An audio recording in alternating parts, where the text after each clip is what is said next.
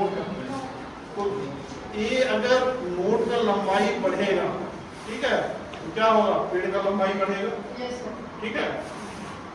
तो इसमें दो जो विभाजक ऊतक है, जो पेड़ का क्या कर रहा है, लंबाई बढ़ा रहा है। अरे आपको 500 विभाजक ऊतक है जो पेड़ के क्या करता है, चौड़ाई को बढ़ाता है, मोटाई को बढ़ाता है, ठीक है। इतना आप लोग बात समझ में आ गया? Yes sir. I think all of you are clear about this thing. चलिए आगे बढ़ते हैं। तो ये हो गया आपका क्या, पादप का कौन सा हिस्सा पढ़ लिए, जो वृद्धि करता है। तो वृद्धि करने के बाद क्या होता है कि जो अपना वृद्धि को लूज कर देता है, खो देता है, वो क्या बना लेता है, अस्थायी ऊतक। अस्थायी ऊतक में कितना प्रकार है, जो एक विशेष प्रकार की कार्य के लिए उत्तरदायी हो जाता है, ठीक है। जैसे कि आपका हो गया जाइलम, हो गया फ्लोएम, हो गया ये लगता है सोरे हो जी एक, तो जाओ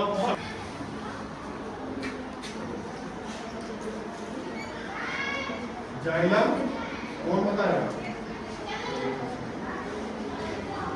ये दो तरह का संवहन ऊतक है, संवहन ऊतक है। संवहन ऊतक का मतलब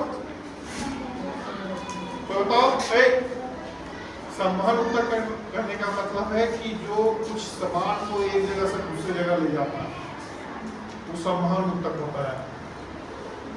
पेड़ पौधों में जाइलम का काम क्या है, पानी और खनिज लवण को जड़ से पेड़ पौधे के विभिन्न भागों तक पहुंचाता है। वो क्या काम करता है, जाइलम। ये क्या ट्रांसपोर्ट करता है, वाटर एंड मिनरल। फ्लोएम का काम क्या है बताओ, फूड का ट्रांसपोर्ट करता है, खाना फूड का ट्रांसपोर्ट करता है, तो हमारे भोजन का। तो पेड़ पौधों में भोजन कहाँ पे बनता है, पेड़ के पत्तियों में। पत्तियों में क्यों बनता है, क्लोरोफिल। प्रकाश संश्लेषण आपका पत्तियों में होता है। हाँ। तो पेड़ पौधा को भोजन बनाता है, यस। भोजन का उपयोग क्या करता है, खुद भी करता है, और सारे मेटाबॉलिक जो अंदर में क्रियाएं हो रही हैं, वाष्पोत्सर्जन हो रहा है, ट्रांसपोर्टेशन हो रहा है, उसमें यूज किया, फिर वो क्या करता है, उसको स्टोर कर देता है। उसको क्या करता है, स्टोर। पेड़ पौधे अपने भोजन को स्टोर कहाँ पे करता है, रूट। जड़ में तो करेगा, छोड़ो ना, जड़ में यूज हो रहा है।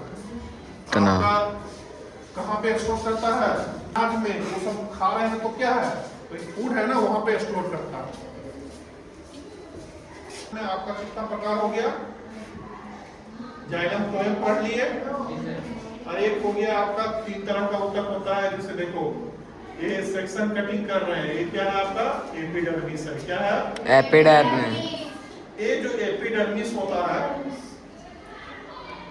अगर ये मरुस्थलीय जीव है, मरुस्थलीय पौधा है, मरुस्थल समझ रहे हो ना, जहाँ पानी का क्या हुआ, अधिकता होता है, कमी होता है,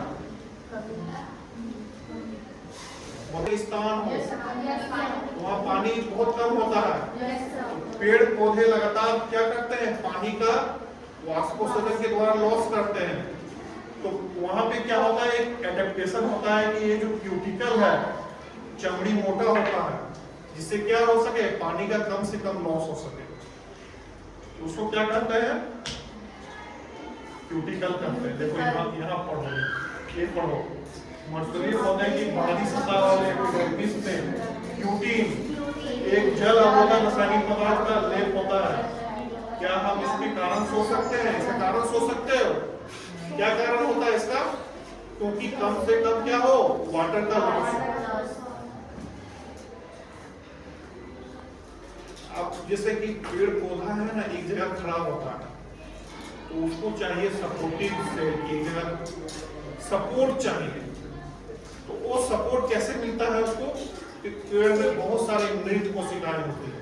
क्या कर रही है, मृत कोशिकाएं। हम उसको ऊर्जा का बहुत ज्यादा आवश्यकता नहीं होता है, थोड़ा बहुत ही आवश्यकता होता है। जीव जंतु में, हम लोग में क्या है, हर एक काम के लिए क्या है, आपको एनर्जी चाहिए। पेड़ पौधा में एनर्जी कहाँ से मिलता है? हाँ?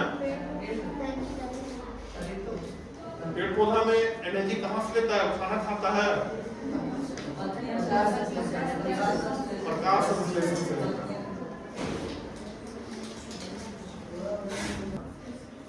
पत्ती को देखोगे तो उसमें छोटे छोटे छिद्र पाए जाते हैं। क्या पाए जाते हैं? तो उस छिद्र को क्या कहते हैं? स्टोमेटा। क्या कहते हैं? और स्टोमेटा के थ्रू ही क्या होता है, वाटर का लॉस होता है। वो जो वाटर का लॉस होता है किसके थ्रू? स्टोमेटा के। स्टोमेटा के थ्रू वाटर वेपर के रूप में होता है, भाप के रूप में होता है। उस क्रिया को कहते हैं वाष्पोत्सर्जन। क्या कहते हैं? वाष्पोत्सर्जन। बोला एक लाइन लिख लीजिए यहाँ पे, लिखो। पेड़ों के पत्तियों में स्थित, पेड़ों के पत्तियों में स्थित स्टोमेटा के द्वारा जल का वाष्प के रूप में निकलना, जल का वाष्प के रूप में निकलना वाष्पोत्सर्जन। देखो यहाँ लिखा हुआ वाष्पोत्सर्जन कहलाता है। गैसों का आदान प्रदान करना। गैसों का क्या करना?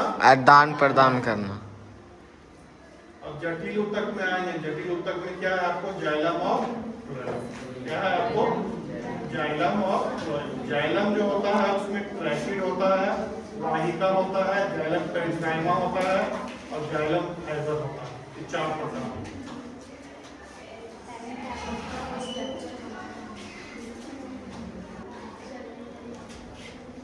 चार्लीन कोशिकाएं, चार्लीन नलिकाएं, साथी कोशिकाएं और फ्लोएम नलिकाएं का जाइलम पेरिकाइमा का एक स्ट्रक्चर। देखो इसमें छिद्र पाया जा रहा है ना, सब चीज पाया जा रहा है। So this is the all about the concept of plant tissue. Now we further go animal tissues. Animal tissues की बात करेंगे, ठीक है? ये ऑर्गन है, ये कोशिकाओं का समूह है, सेल। सेल बनाता है कोशिका, सेल है ये, एक सेल दिखाया गया है। इससे क्या बना? टिश्यूज बना। टिश्यू से क्या बना? ऑर्गन। ठीक है? तो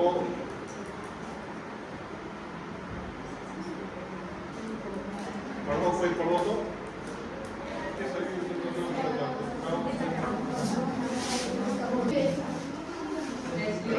रक्त पेशी तो मसल्स हो गया जी। रक्त भी एक प्रकार का तरल संयोजी ऊतक है। संयोजी मतलब कहने का मतलब है कनेक्टिंग। जैसे आपका बोन हो गया, हड्डी है ना, कनेक्शन है। मसल्स क्या है? ये भी कनेक्शन का काम कर रहा है, संयोजी का काम कर रहा है। ब्लड भी क्या है? ये सब संयोजी ऊतक। ब्लड में क्या है? तरल पदार्थ है, इसलिए वो तरल संयोजी ऊतक। संयोजी ऊतक, पेशी ऊतक और तंत्रिका ऊतक। एनिमल टिश्यू, जंतु कोशिका अब ये कितने तरह का हुआ बताओ? एपिथेलियम।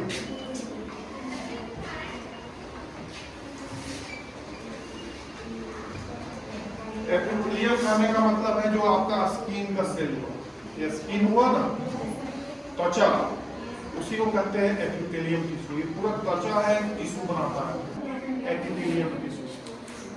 दूसरा है आपका पेशी ऊतक। पेशी ऊतक मतलब हो गया मसल्स। क्या हो गया? मसल्स। तीसरा क्या है? तंत्रिका ऊतक, नर्वस टिश्यू। क्या है? Nervous tissue.